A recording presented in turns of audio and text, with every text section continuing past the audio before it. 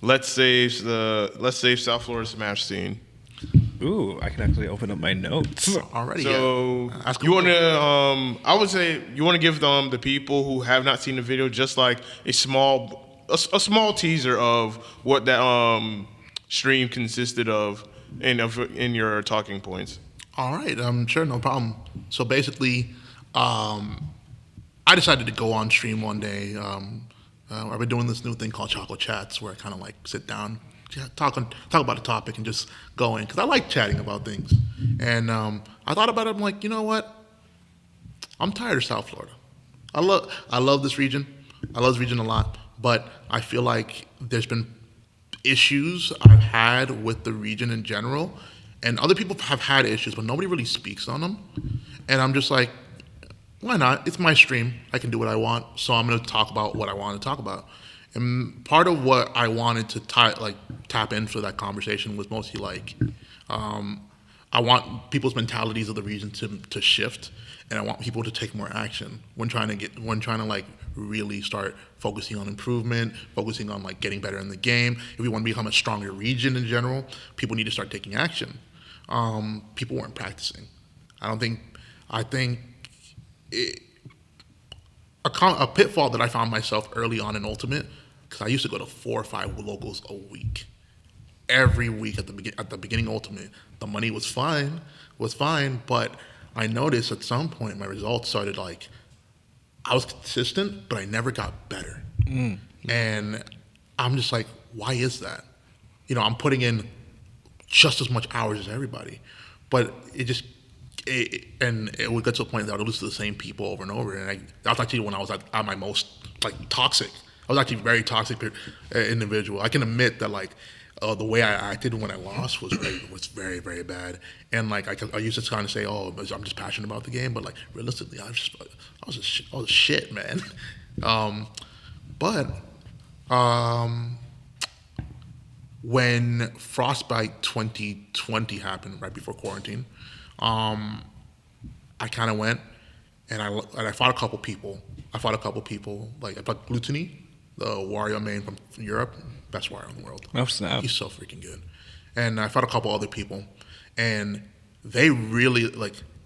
I got my slice of humble pie. They beat the brakes off me, and some of them didn't even know what a Lucas did.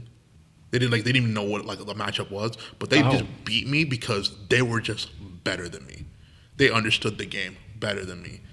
And from there, I remember I put out a post on the Facebook group that I'm just like, I think our region sucks.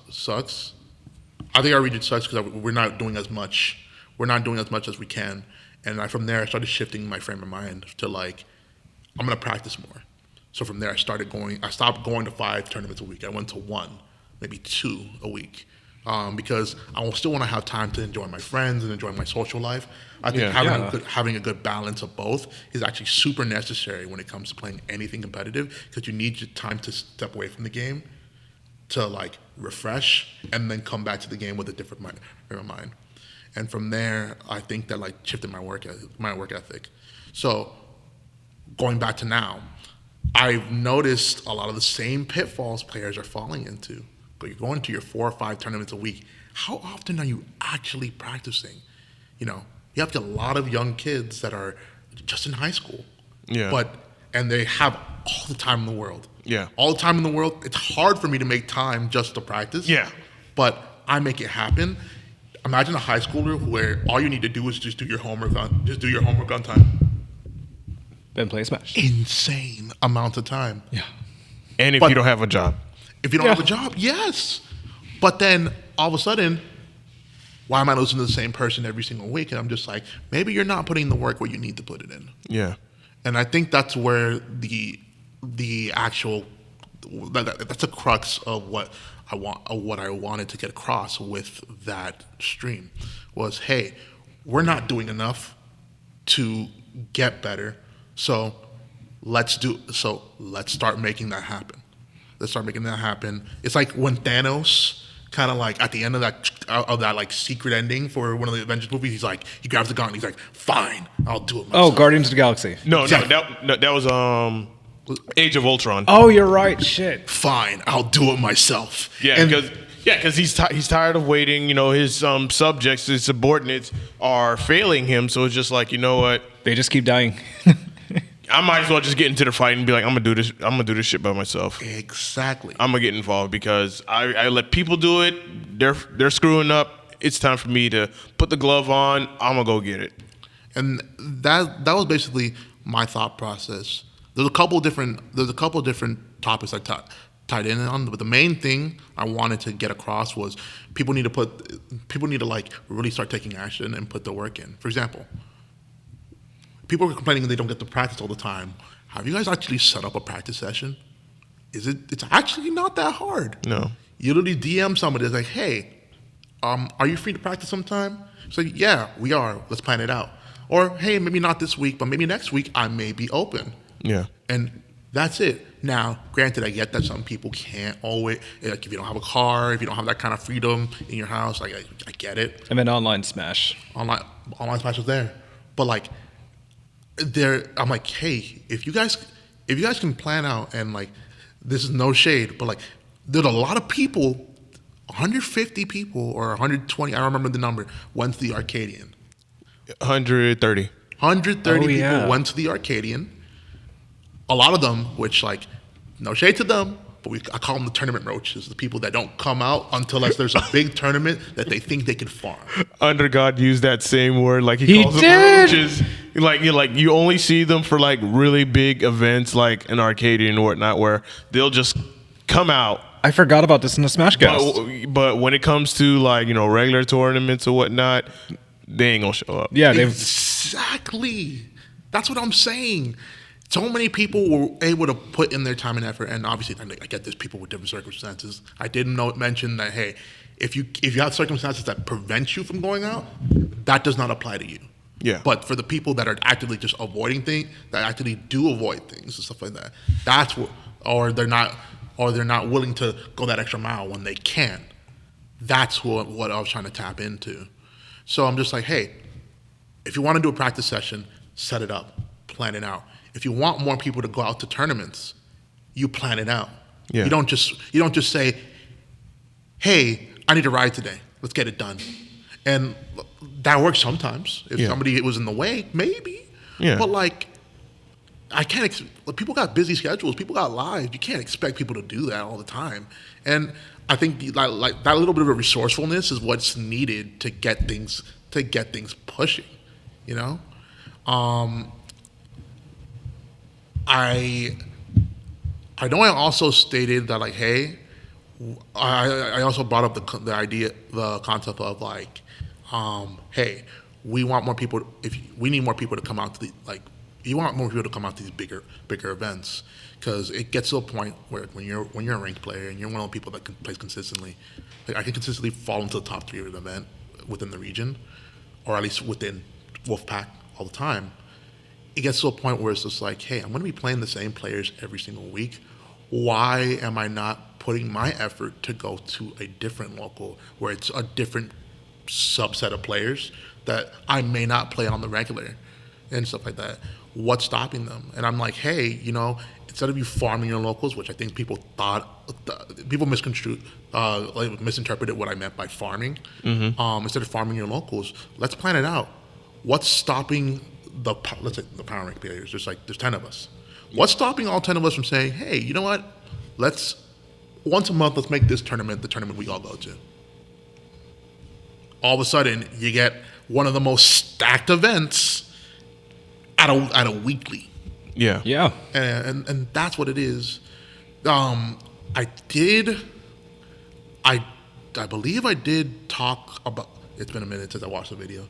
I believe I did talk a little bit about TOs, not too much, but I did talk about TOs, and I did also want to know, like, hey, listen, most TOs, not Flynn's, but I think Flynn's actually does it pretty well, but most TOs don't know how to advertise. Yeah, I was looking into that too. They don't know how to get people to their brackets, and I always tell them, listen, you can either advertise by like being aggressive with advertising your event multiple ways. Getting people like, hey, retweet this or play gas this up, please. You can do stuff like that, or pot bonuses, which I get pot bonuses are not always realistic.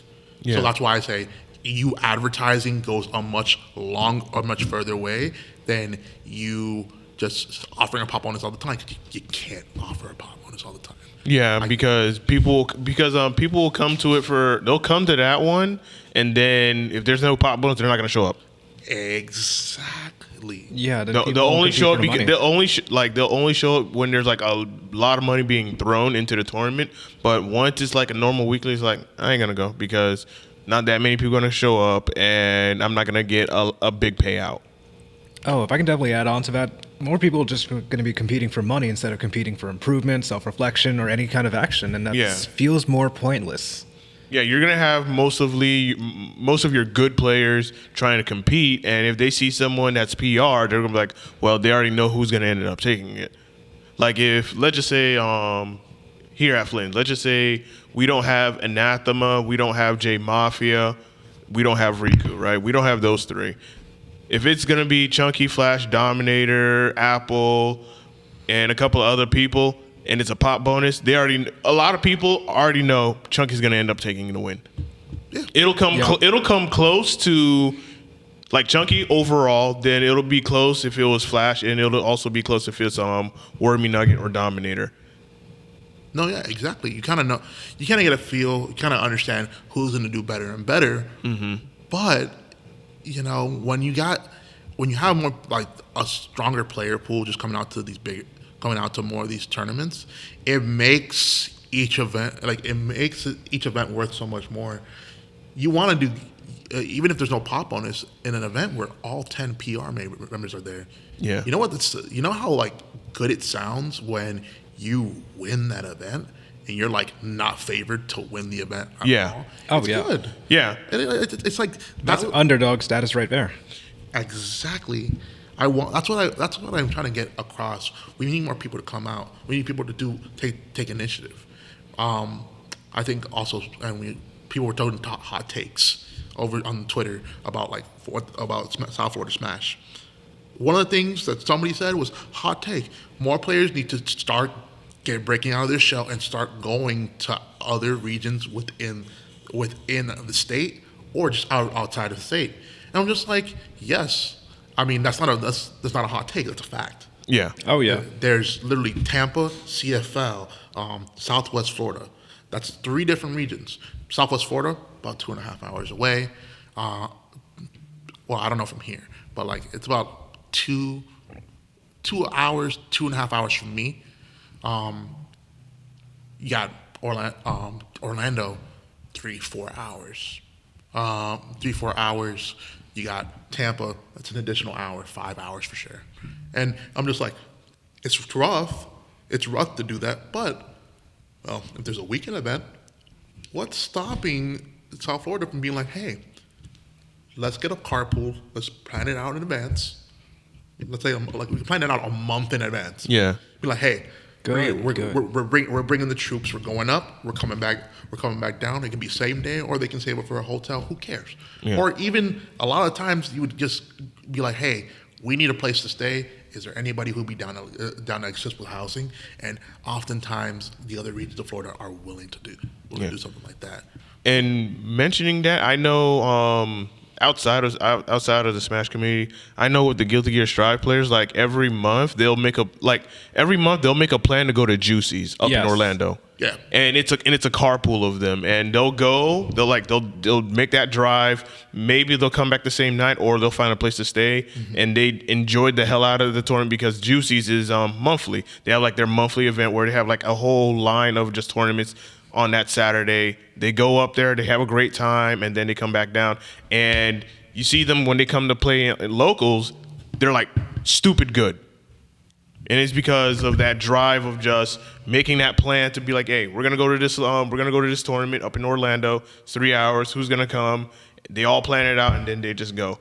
If that were to happen with Smash, I think more people would be more involved to wanting to be a part of that and be like, hey, let's go to local up in Orlando. We can do like once a month.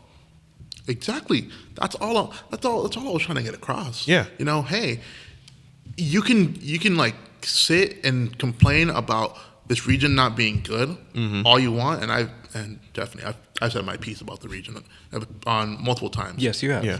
But it's up to you to make it. It's up to you to put your focus on what you want to focus on. And like if you want to get something done, if you want to practice, you will get the practice. You will put that effort. But it's a matter of how you do it. People don't know, like, because I do talk about Smash a lot on my Twitter, but I don't always. Yeah. And people don't know that, like, I would do like a practice, like 2, 3, 4 practice sessions in a week, but like people would just DM me. People would just DM me, or I'll DM people like, hey, I want to practice. There was a time that, at least once we started getting out of quarantine, when I'll be invited to, like, hey, come over for a fest. I'll be like invited to West Palm. Now, West Palm is a arm and a leg to try and get to. Yeah. Yes, it is. For me, I'm in Miramar. That's an hour and a half for me to drive. But Bless your heart. they DM me. They want to grind, and I want to grind just as hard, if not harder than them. Am I free? Let's make it happen. Yeah. I went up there. I would go down south for a Smash Fest. I would stay in the area. I know in 10th Level Tavern, they recently, 10th Level Tavern, Thursdays I think it is, they usually meet up. And I don't always go, but they know to invite me, because most of the time I'll be like, if I'm not available, I'll let them know, but most of the time, run it. Let's make it happen. Nice. And I think ever since I did that stream, I've seen the motion going on in the region. I'm watching. I'm in the sidelines. Yeah. I'm like, Jarvis, enhance. Yeah. Like, Because when you made that video, I think that's when Joy-Con hit me up and be like, hey, is Flynn's doing anything on Wednesdays, like any events on Wednesdays? I was like, other than B&D, and other than that, it's slow and dead, and that console area doesn't get touched. Like, it just stays there. It just doesn't get touched. You're like, yeah. Do you mind if we could like have a Smash Fest? I'm like, yeah. And I even mentioned it to the owners. It's like, yeah, they're cool with it. And yeah, like Joy-Con took the initiative. It's like, you ask, and if the owners are okay with it, yo, by all means. Exactly. And every other week, which ripped my gas, but every other week, the UM players or the down south players, they have a Smash Fest. Yeah. I'm literally, after this, I'm gonna pretty much go home, and then we'll go home for a little bit, and I'm heading out to UM just because I'm gonna be grinding, because I need to make sure that now that everybody's starting to grind, now everybody's interested in grinding again, I have to do my part, not only to stay ahead of the curve, but to improve, to be ready for the majors. Yeah. Right. This is gonna be exciting this year. Oh yeah. I'm not I love South Florida and I want this region to thrive, but usually when I play, I don't think about this region. I think about my own growth. Yeah. And I think when you look at like Anathema, me, Riku, J Mafia, those players, you can tell they carry themselves. We carry ourselves a little bit differently, because we look at the locals and we're just like, it's good. There's good things that we take away from our locals, but we're just like, would this work in the highest level of play? Will this matter in the long term? And that's what I'm always thinking about. And part of this pushing South Florida to get better is it's a little bit of a selfish way of trying to get, if the region gets better, then that means it's more competitive. It's a more competitive region for me to compete in. So I have to push myself to become better, so I can get to the next level. I'm thinking about the smaller events now. I'm not thinking about every single major, because my wallet.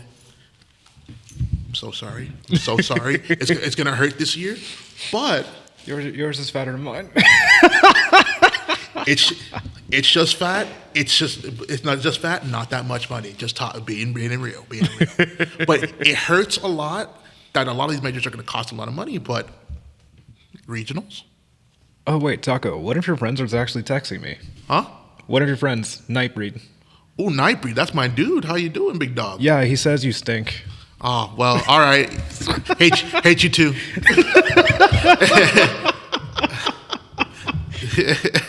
But then he wanted to give you praise, saying that he he has a lot of respect for you and that you play other games. I appreciate Nightbreed. I've only seen him. I've played with him a couple times, and like, I wish I could be. I wish I could be good at every single fighting game. They don't always interest me as much. Maybe Street Fighter 6, who knows? If Capcom stops their bullshit, if they did the cut the bullshit, I'm down. I'm down. But like I like other fighting games. When I was first getting better, I was actually playing. It was in the middle of freshman year, where I'll go every week, and I played a little bit of Pokken Tournament. Kino would run Pokken Tournament weeklies at Versus on Tuesdays. I had nothing to do on Tuesdays, so I said, hey, I'd come out. And the FAU Student Union, there were people who played Melee, people who played Smash 4. Though there's only the one Smash 4 setup. There was like 3 Melee setups, Smash 4 setup. Then there's a dude playing Rivals. And it's just like, there's 10, 12 people deep in a Smash 4 setup doing 1v1 rotations. If you lost your place in those rotations, you're waiting a long time to get your next game in. So it's just like, okay, I don't want to wait for Smash today. I don't want to wait for Smash 4 today. What can I do? I'm gonna try a little bit of Rivals. Rivals got me better at like tech chasing, better at like moving, dealing with the game faster and faster. Pokken Tournament kind of made me understand the concept of RPS in general, in just most fighting games in general. I had a friend who would bring his laptop. He played Street Fighter 5, and like, I'm not good at Street Fighter 5, but like, playing a traditional fighter definitely, it got more ideas of like, okay, what goes into a fighting game and stuff like that. Yeah. And so yeah, like, I think playing other fighting games, if you're somebody that wants to get good at Smash, I think playing other fighting games can help build that foundation you need. Yeah, in worst case, if you're sick and tired of a certain game like Smash and such, you have something to go back into just to reoccupy your mind until you're ready to play again. Don't worry, when I go on hating the game again, I'll be back in Grand Blue Fantasy for like a week, and then I'm back. Dear God. All right, so I do have some points that I want to discuss with you, and one of them is how are you going to make newcomers care about wanting to grind in Smash? Newcomers care to wanting to grind? I mean, I think that's where the ranked players need to put their effort in. I think one of the best people who are doing it at the moment is Anathema, because he's actively playing everybody. I try my best when I play to, if it's somebody that I'm just beating the brakes off of, I feel a little bit bad sometimes, because like, if they're not learning anything, then it could feel unfun. If I'm playing somebody brand new, I don't just play different characters to sandbag against them. I do it because I feel like if I'm just gonna beat somebody hard, then what do they gain? I mean, I feel like if I were to go to a local and I would get my ass beat by everybody super, super hard, I can see myself being like, you know what? I don't want to do this anymore because it's not fun. Yeah. It's not fun at all. So having fun, being willing to play everybody. Sometimes, not all the time, because not everybody wants tips, but I'll offer like, hey, do you want any tips? And give them some advice. Like, oh, hey, I think this will help out a lot more. Or like when we're playing friendlies, maybe not making it always so serious. I can when I'm like at a Smash Fest and my goal is to grind, laser focus. But if I'm just playing friendlies with somebody after bracket and they just want to chill, we all both want to vibe, have a little fun. Yeah. And like let them, and like I can give them a couple tips here and there, but I think that kind of like homey energy of just playing with somebody, just like having a little fun, maybe giving tips here and there, that's what gets people saying, hey, this was pretty, playing with this dude was pretty cool. I think I may come back next week. That's pretty fun. Yeah. Having stuff to do outside of the local is fun. I think that's where side events come through. I think amateur brackets, Tate's was the only one that did it. And that was one of the locals I went to a lot. And I think Tate's did it well. An amateur bracket, you went 0-2, guess what? You get to play a little bit longer. If you went 0-2 or 1-2, then you get to have a smaller bracket, $3 entries compared to the $5, and you get a second chance at bracket. And you're gonna play a lot more people within your skill range. So I think that's little things like that is what gets people. I think that's what we get, how we get newcomers in. Aside from that, advertising is not just us saying, "Hey, come to our event." It's Twitch streams, it's YouTube streams, it's showing to people what you guys are doing and what you're providing. exactly. And as you know, I like how people want to go on the commentary a lot, but I kind of don't like how we lose, not so much that we lose focus of the match, but we don't talk about like the game as much. We don't get people interested. You know, it's fun. It's fun to show like that fun side of South Florida every once in a while, but when every time you go into a stream and you're hearing people just like goof around on the mic, it's like, okay, we really need like You need a professional at least, or someone that has some game knowledge. But if you can blend the two together, it feels perfect. Yeah, that's what I think. What like EE and TK Breezy they made it work in like their local level, and obviously they took it to a bigger level and stuff. But when you would watch the Xanadu Weeklies all the time, it was a mix of the fun, but the game was still the core thing. You know. I miss Andrew. Andrew, if you're seeing this, I miss you. A lot of people miss you. Love you, Andrew. Forgot about Andrew. Big dog. How you doing? My Hope you're dog. good. I think that in itself is how we get new players, and we make it look. You know, we give them that atmosphere of like this is fun. It's welcoming. This is a welcoming. This is a welcoming scene. We show them. You know, we have some people kind of show them the ropes, and only if they want it.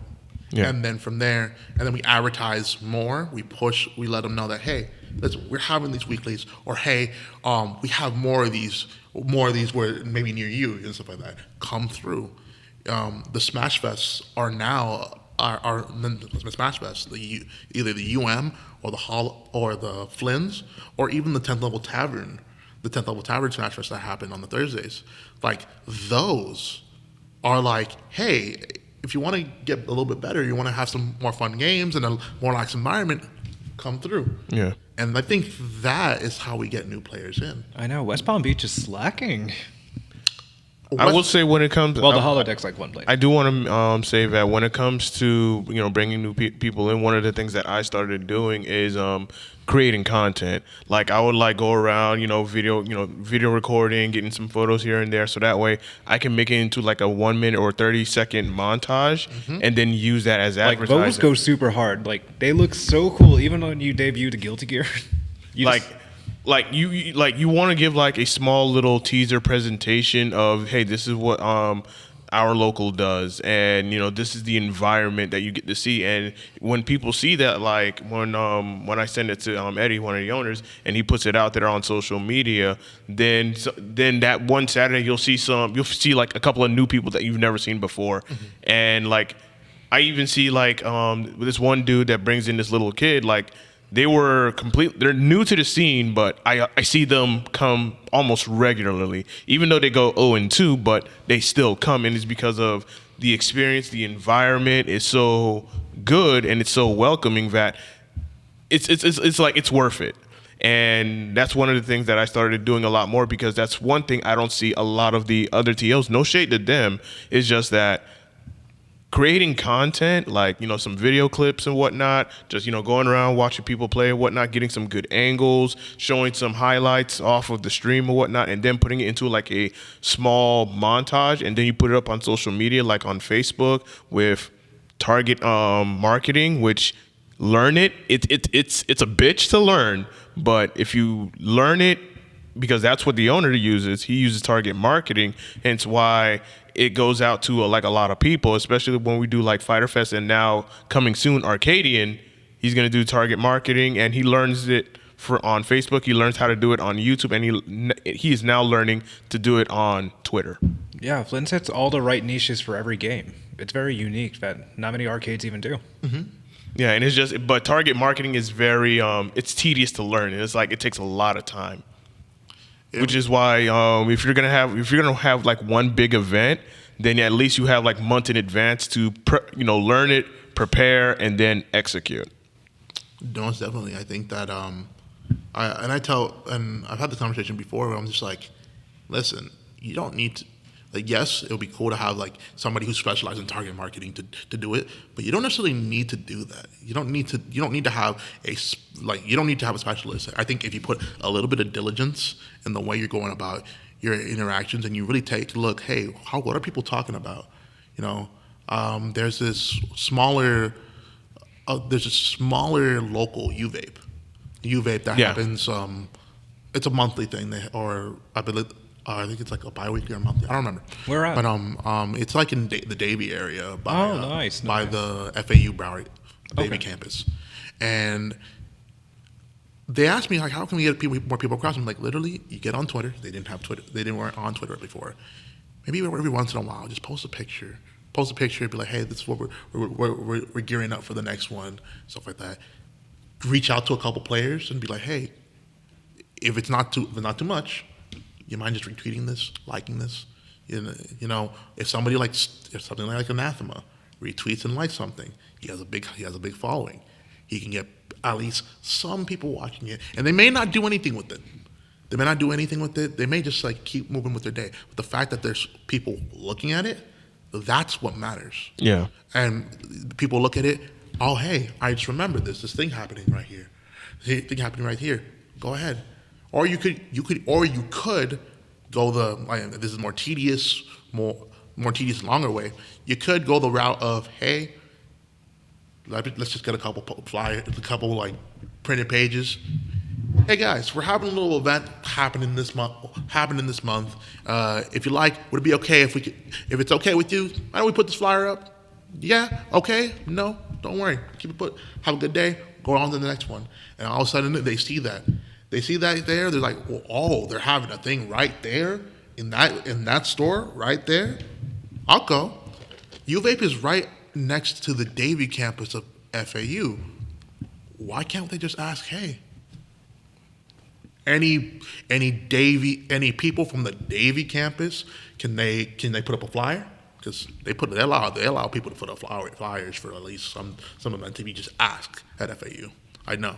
So they didn't just do that. It's kind of like you got to be willing to mobilize, like not just the people within the scene, but people outside of the scene in order for people to be like, oh, there's Smash. Let's make it happen. Yeah, just introducing a gaming culture. Exactly. That not many people are affiliated or associated with.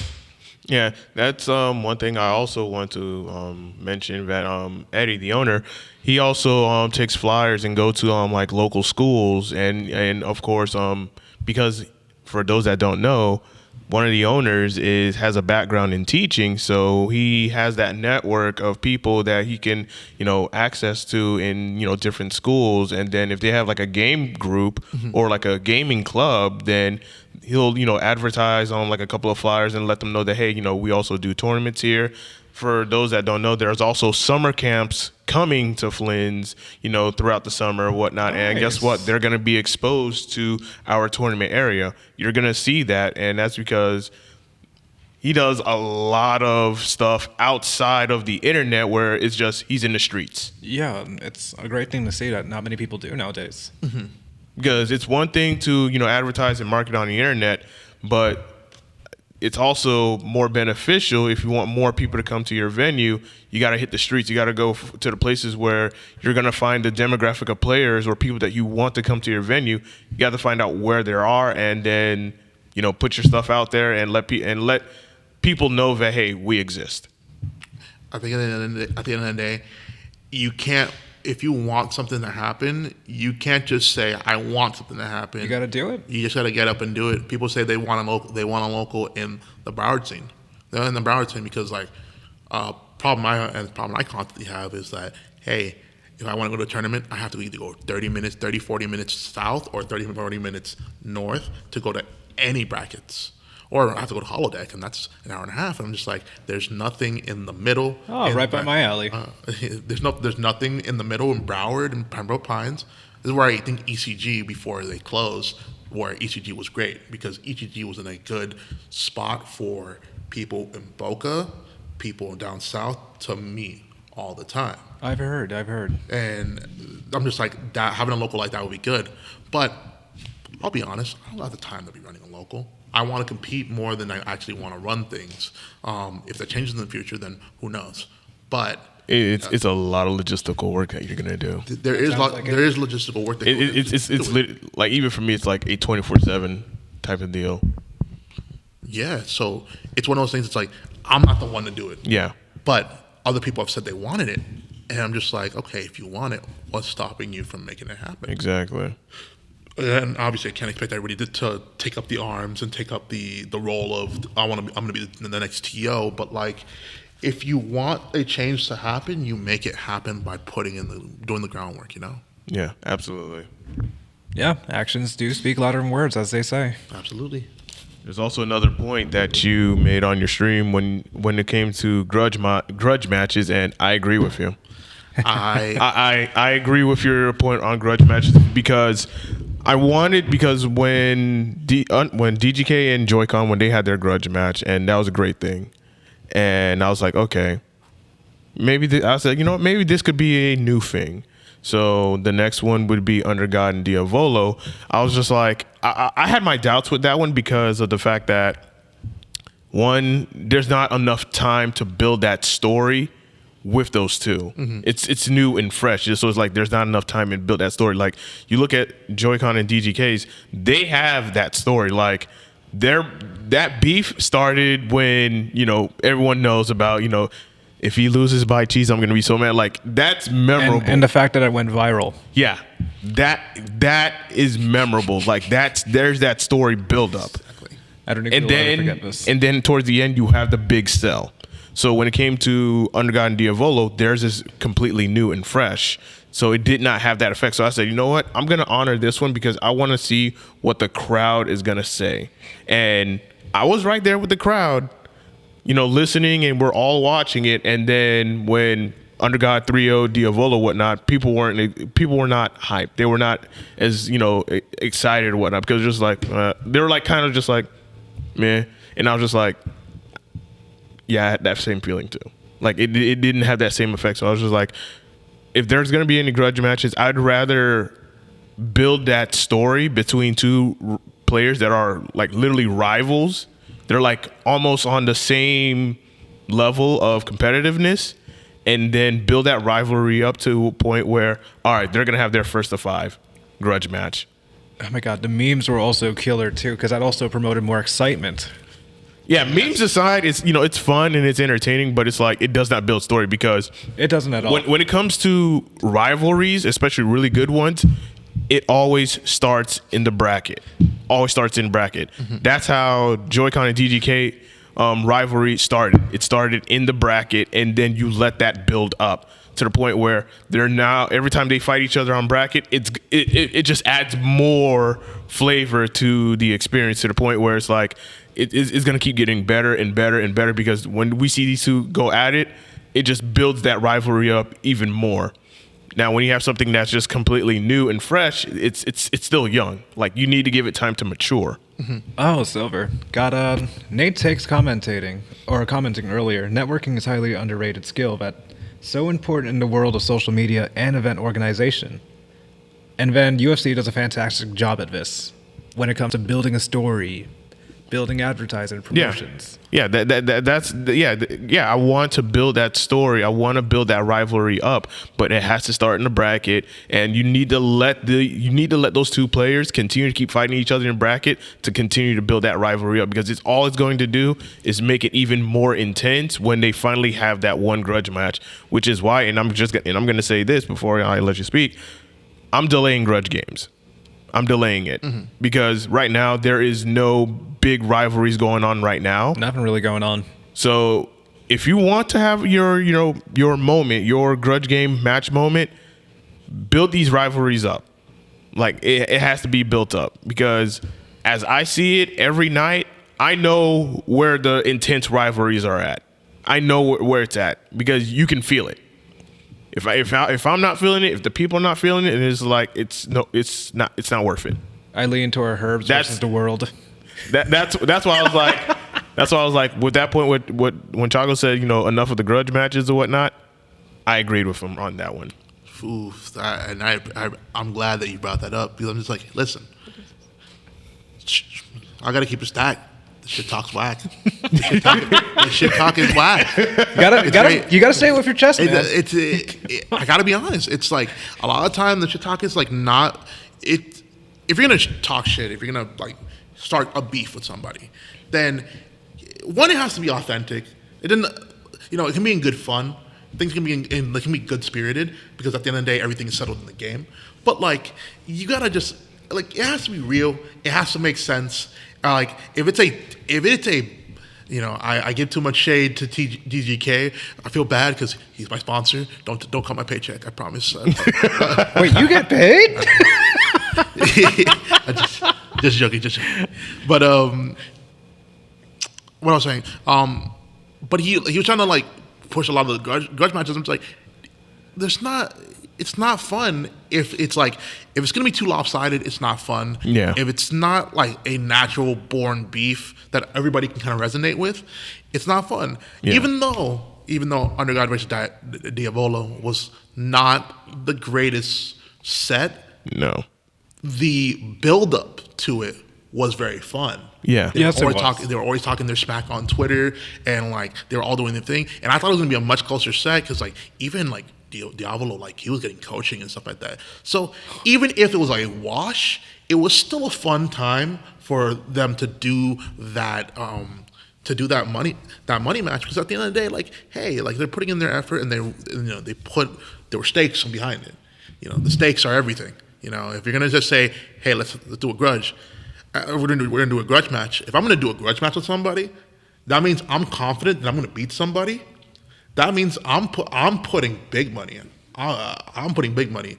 If I challenge someone to a grudge map, like a first to 5, first to 10, I'm gonna put $150, $300 down on something like that. Yeah. Because that's me putting my confidence into my own ability, and those stakes add so much. Yeah. Holy crap! Somebody's putting $300 down just to say that they're right. Yeah. Insane. That's free money. It is free money. Like We literally had that with with 2 of the Guilty Gear Strive players, where one of the players put $300 down first to 10. Yep, and that was brutal. talk. Yeah. That was Talk. really brutal to watch. Let them know. Yeah. And Herb's in the chat, and we were both watching this too. Yeah. You gotta you talk your talk. You put it down, and you let it happen. And I think that I think like people are starting to think about like, oh well, like we don't want whack rivalries. We want some good rivalries. Yeah. Now it kind of sucks because we're all already friendly, very friendly with each other in this region. So like I don't really see like I don't even really think we're gonna really get a rivalry. Yeah. I feel like after this, someone's gonna try to make one. It's, As I said before, they could try to make one, but if the people, and if it doesn't resonate with me, and if it doesn't resonate with the people, more importantly, then just like, nah. Yeah, I agree. Which is one of the things I wanted to experiment and do last night was, since the tournament was done over, I said, hey, if anyone wants to have their grudge match, like a first to 5 grudge match on stream, I'll let you do it. And I let Scruffy and Mindchef had their first to 5, and then after them it was Hippie Jump and Joy-Con first to 5. How'd those do? How'd they do anyways? It was actually good. It was actually pretty fun. Okay. Granted, majority of the people were not here because you had like a lot of people still grinding and playing sets or whatnot. But that was something new that I wanted to implement, where if the tournament is done early and if people want to have their little grudge match or even money match on stream, I'm gonna let them do it. I mean, that's a good way. Money matches, it's inherently just some form of like that extra level of pressure because there's money on the line. Yeah. And like DGK always money matching, and like always money matching on a Wolfpack. I do give him props. Oh, I slandered him at Otaku Fest when he asked me for a money match. I told him to money match and go get some bitches. Damn. Poor Herb's witnessing me being in action. But he's always money matching people, and like sometimes it's kind of whatever, but like then sometimes it's just like, oh, we're hype, even if it's like a funny money match. Like he money matched somebody's Ganon, and it's like it was hype. It was fun. So it's just like, yeah, there's ways to go about doing a grudge match, doing like a rivalry that's like more authentic, more fun for people to be. But if you're gonna just throw it out just for the sake of it, I'm just like, it doesn't hit. Yeah. It doesn't hit. No, it Yeah. doesn't. It's just there. Because it's like because it's like if you want to have your grand moment to completely shit on someone, you need that rivalry needs to be like really built up to the highest peak. So that way, when you get the shit on them, you get the shit on them. And one good example I'm going to bring, I don't know if you're aware of the Mortal Kombat scene, but it happened back in Mortal Kombat X with Perfect Legend and Sonic Fox. Oh, I remember that. 13-0. Like that is a good grudge match. Yes, it was. Just let them know. Just talk. Like you say your piece. You say I'm better than you. You put the money down, and you go at it. And Yeah. and even though Sonic Fox won, it wasn't an easy thing. Yeah. Even though it was 13-0, it wasn't an easy 13-0. Perfect Legend's good. Yeah. Very good. Yeah. So like that's my thing.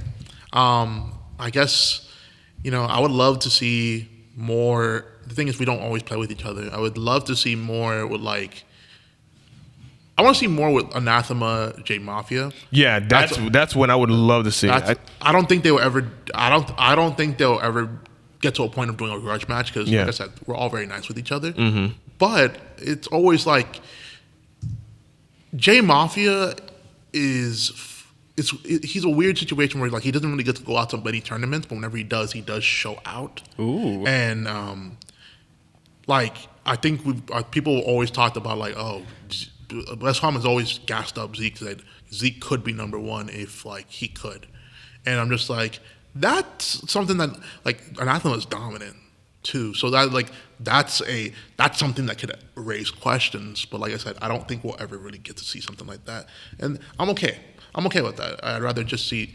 I'd rather just seeing people being active in the scene and just actually let's build some hype around some of these matches. I think that's fine. I think another note is if we want to build those storylines, then that can be built through commentary. Yeah. Commentary on the sets, talk about what's going on. It's people don't know it too often, but when they see Flash versus J Mafia, most people don't know that J Mafia beats Flash a lot. Yeah. So if Flash beats J Mafia once, the pop-off's going to be insane. Yeah. So but that story needs to be built through the actual commentary of Yeah. the stream matches and stuff like that.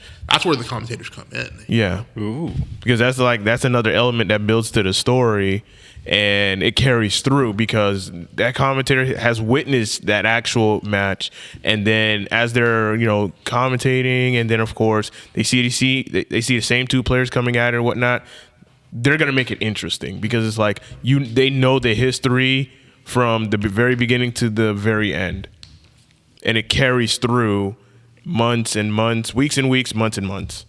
Most definitely. Looking at the chat right now, we have Parsa in the chat. What's good, brother? He's a part of Island. And then Miles put out Kane Blue River versus F Champ. I'm trying to figure out who those two are. I know F Champ, but I don't know the other one. I've definitely seen some stuff with F Champ in the past because F Champ talks his shit. Yeah. F Champ, he do be spitting some shit talk. But when he got, I definitely remember seeing him get humbled in a money match. I don't know if that's the one he's referring to, but I'm not sure. Then the looks of it, Strong Hands wondering who his Tekken rival is, and then we got some herbs going on with Jocko. Nothing crazy. Okay. A point that you also made, people are comfortable into going to the same local. Oh, yeah. Yes. So it ties back into what I said earlier, where if I'm going to go to Wolfpack every week, I'm going to play the same set of people every single week. I'm going to play, I'm always going to play Riku. I'm always going to play Amnesty. I'm always going to play Anathema. I don't play Dominator. I don't play Manzana. I don't play J Mafia. I don't play Flash. I don't play them at all. Yeah. Because they don't go to the same locals, and that's okay. But if I'm only going to go to Wolfpack, I'm only going to see the players at Wolfpack. Yeah. I think I get that people have their circumstances, but it's the same thing vice versa. Chunky doesn't play Anathema. Chunky doesn't play me. He rarely plays Riku. He doesn't play flip. He doesn't really play them that often. Yeah. Same thing goes for J Mafia. J Mafia, he does really well against Anathema. Has he played Grim? Has he played Flip? Has he played me? Me and him played once, and that was last season.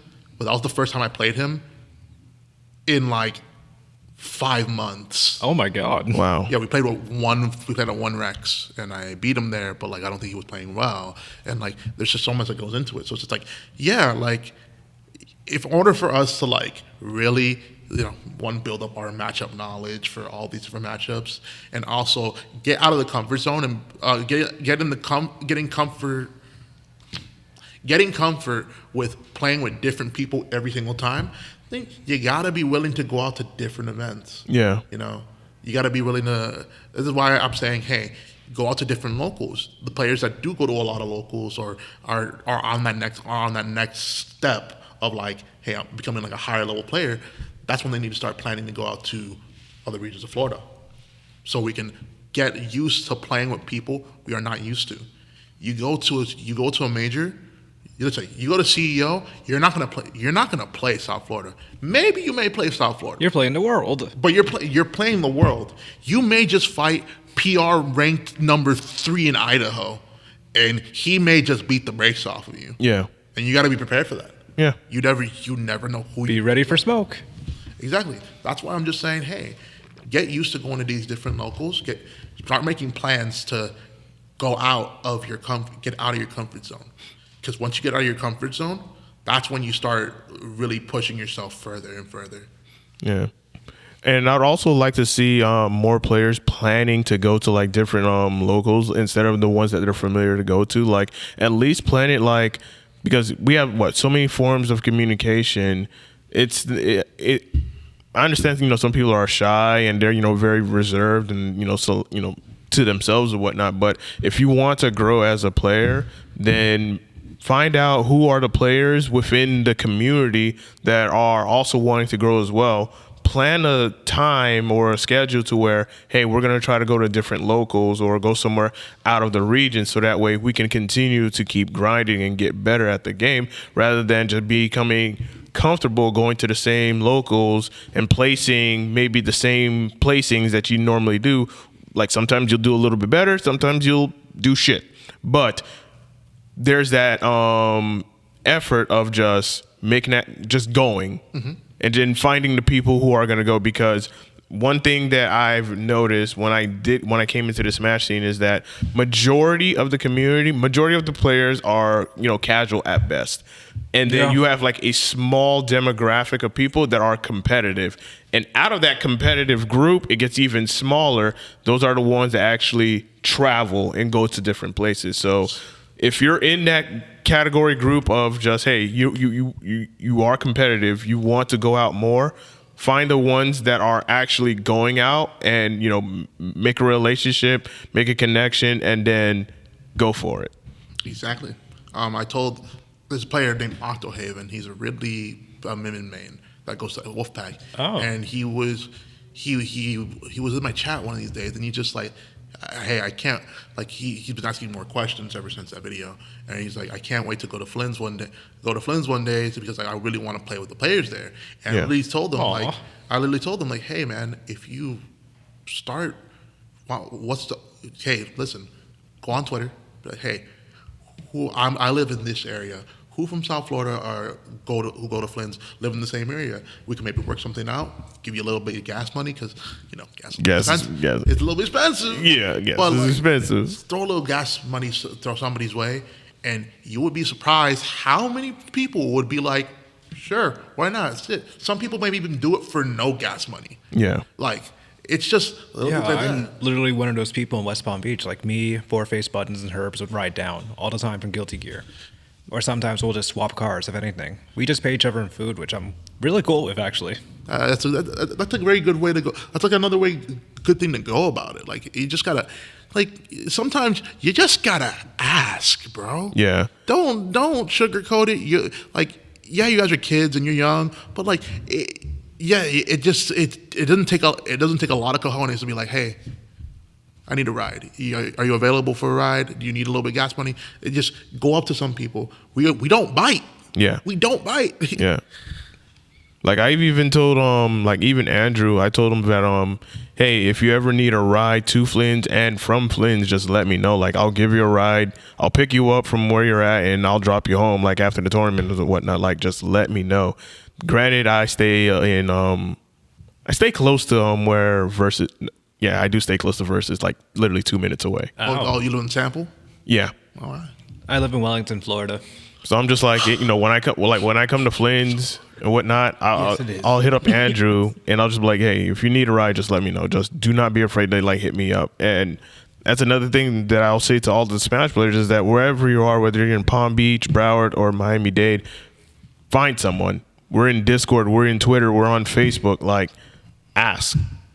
And if you do see us for like big events or whatnot, then, reach out, make connections or whatnot.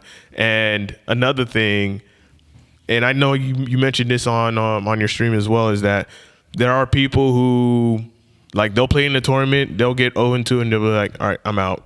Or they'll go 2-2 and they'll be like, they'll just check out instead of just like staying for a little bit to, grind or whatnot, because that's exactly what happened last night is that we had like a good number of, like the tournament was done early and a good number of people were still playing. Like VAT table was filled up, this table was filled up. We also had people over there grinding and whatnot, and just like more of this, like I like as you called it out, like more of that where, hey, if you can't make it to a Smash Fest grind sesh, then if the tournament is done early, by all means, like stay around and grind, because that's what many people are doing. This is also another reason why, like, I didn't really tap into it, but I know sometimes the tournaments that run a little bit long. This is mostly shade to NXT because I love NXT. I think it's good weekly, but they had a 16-man bracket. I was busy. I was busy during the night, but it was 12:30 and they were still going, and I'm just like, how is that so possible for a 16-man bracket? Imagine 16 people. Oh my God. 16 people taking that long. Now maybe they put a lot of matches on stream. Yeah. But like, if you take too long on the bracket, you're taking away time from people playing friendlies. You're taking away time. So that's why you want to run that as efficiently as possible. Yeah. And stuff like that. Yeah, which is something I try to get better at doing, so that way people have that opportunity. Because with the Guilty Gear Strive players, like once we're done, like literally 2 hours, we're almost done. Like we have like maybe 2 or 3 matches and that's it. We're done. Oh yeah, and everyone just stays, chills, grinds, and plays with, and you just play with each other until closing hours. And that's something that I want to implement in doing that, which is why it is so much fun. Yeah, which is why I'm gonna just let y'all know. Listen, if y'all gonna bring a setup, let me know, so that way I can coordinate with the owners for if we need more space. So that way, if we have like 20 setups here, do you know how fast I can burn that? It's like stupid fast. I've watched this before. Like if there's like 50 or even 60 people, and we have 20 setups in here. We don't even need 20 setups. That's the thing. It's overkill. It's overkill, yeah. But it's just like I can burn that so quickly to the point where it's like, hey, VAT table open for friendlies, and then VAT table open for friendlies, and then it's just getting down and down and down. And after 10:30, we're at grand finals. We're done. Guess what? Everything's open for friendlies, because most people usually leave when it gets close to midnight. That's one thing that I've started to notice, is like a lot of people start leaving when it's like midnight. Yeah. But if the tournament is like my goal is to make sure the tournament gets done before 11, because that's when you'll really start to see that shift of people just dipping out. So if I can get the tournament done by 11, that means y'all have from 11 to 2 in the morning to grind as much as you want. Yeah. All I could ever want. All I could ever want. You have as much as you could grind, as much as you want. So I'm looking at the chat right now, and Herb's like, just make Flynn's 24 hour. Yeah. And then my friend Parsons is like, nah, bro, you want those PS4s to get laggy just like CEO. This is true. You're spitting bars. Spitting bars. No. These are my teammates. Of course they're going to spit facts. No. No. Flynn's is not going to be 24 hours. Oh, God. But, yeah, like, Ooh, had to pop my name. more people coming out. Like if they can't make it to like a Smash Fest, then at least if the tournament is done early, then people have plenty of time to just sit and grind. And of course, if they want to play against people that are better than them, there's that opportunity. Because hey, they're here now. Instead of just, oh, okay, I may not be able to play against this person for a Smash Fest or just grind with them in person, but if they're here at the tournament and the tournament's done early, there's my opportunity to play against this person and learn how to get better at the game. Oh my God. Herbs just said, wait, you know Smash players have a bedtime. Oh, hush. Yeah, he's not wrong. Ha. As you see, man, making Smash joke. Yada yada yada. Love you, Herbs. Oh goodness. But yeah, I think all of those issues are just like what the crux of like me making that video about was about. It was just like, hey, if you guys take a little bit more, if you guys put a little bit more into what you want, this region can be thriving. Yeah. This region could thrive, but we just don't because we don't put in our time. The opportunities are endless. Yeah. And, it's just, people like, and I see with players' reactions where they'll get shitted on and they'll be like, all right, I'm out. And they're just like, why'd you come? It's like, why you come? Or this is, and of course, this is going to be like another topic. One of my pet peeves, and I see this a lot at Flynn's, not every week, but at least every month, is they get knocked into losers and then they want to DQ and leave. I'm like, why? Why do that to yourself? You get knocked into the losers. Okay. But it's not over. You can still make a comeback. Like, why do that to yourself? Like, why waste your time to come out? Then you get knocked into losers. You had a bad, like you had a bad run, and I told this to one of the Smash players. I'm not gonna name his name. I told him, listen, you either win or you learn. You don't lose. That's if true. you lose, then that's how you feel. Yeah, you lost the match, but guess what? You have an opportunity to learn. Especially if it's on stream. Like if you lose on stream, guess what? You can go back, rewatch it, and see where you messed up on. Yeah, self-reflection is key when it comes to everything. You either win or you learn. That's it. You're never gonna get better if you're just gonna be like, okay, I got knocked in losers, I'm out. Like, why come? Why waste your time? This is 100% true. Now, about the wanting the Q thing. I do resonate a lot with the idea of, hey, you know what? You came here to learn, so you should be putting your time and effort. Like, you shouldn't let this get you down. However, I do know like there's one coach I've talked to, Tony Thornton. He's like pretty prominent on Twitter. He told me that like sometimes it is okay, not all the time. Very rarely, it's okay sometimes if you are mentally checked out and you're like not in it on the set. Yeah. If you don't feel like stressing about it, it's okay. There's ways to go about it. There's better ways to go about it. You still want to take something away from it, but if you are out of it, you're out of it. You can't force somebody to do that. But I don't want people to have a defeatist attitude every single time. Yeah, you're gonna have a bad day. Sometimes I'm just not in the mood to play, and I may have a bad set, and I'm just like, I'm out of it. I'm not in it mentally, but I can at least come back from that, like that day, and be like, that's a one-off situation. Next time, we'll come back with a different game plan. I know, but what you're referring to is more like the people who do it all the time. Yeah. Like it's just like it annoys me. I'm just like. Now I will say, yesterday there was 2 people that came from TC Treasure Coast. Yeah. You had a couple of people here, and I'm gonna just put the camera on me. I apologize, but I did not seed them properly. Like I seeded Pillow as a random, and yeah. What happened? Oh no. Yeah. Is that what made the tournament go faster? No, it made some upsets. Yeah, it really made some upsets, and I was just like, yeah, I did not, because I thought he was just like a random person, because I was not familiar with with that name, and then when I saw some notable people get knocked into losers, I'm just like, wait, who is this? Pillow. And after that, I looked, and then after that, I went on Smash GG, clicked on his name. He was at South Florida Arcade, and I was just like, Oh shit. TC doesn't really come out to much, but Pillow for the longest time was number 1 in TC, and like he's always been a good player. Like most of us who've known him, we all know that he's very solid, and we never sleep. Now that does happen sometimes.